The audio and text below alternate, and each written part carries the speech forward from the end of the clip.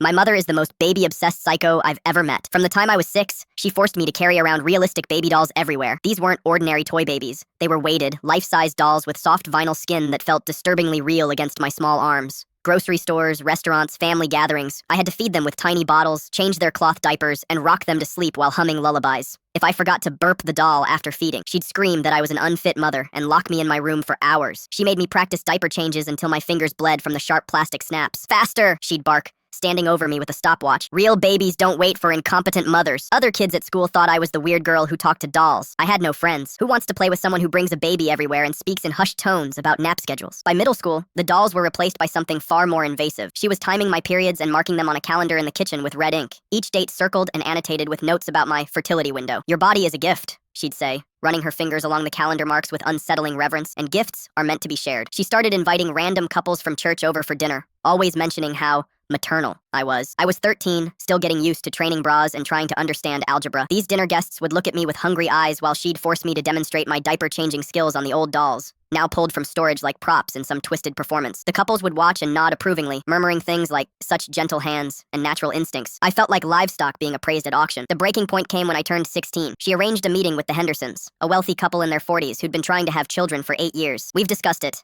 my mother announced over breakfast, her voice bright with excitement. "And you're going to help them start their family." She'd literally negotiated a surrogacy contract for me. A minor, without my knowledge. The manila folder contained legal documents with my forged signature, medical forms, and financial agreements. The Hendersons would pay for my college in exchange for carrying their child. That night, she handed me prenatal vitamins and fertility charts covered in her meticulous handwriting. "We start tracking your ovulation next month," she said with the same enthusiasm other mothers show for prom dress shopping. When I refused, when I screamed that this was insane, she slapped me hard enough to leave fingerprints on my cheek. I ran to my older brother Jake's apartment that night. His one bedroom felt like a sanctuary, filled with normal things like video games instead of ovulation charts and baby merchandise. "She tried the same thing with your sister Megan when she turned 16, he told me, his voice heavy with guilt. "That's why Megan moved across the country and never calls." So I played along, smiled when she introduced me to other desperate couples at church functions, nodded when she explained my calling to help others, speaking about my uterus like it was communal property, all while secretly applying to colleges with full scholarships 3,000 miles away, using school computers she'd never think to monitor. The day I graduated high school, I handed her my acceptance letter to Berkeley with a full academic scholarship. "I'm studying psychology," I announced,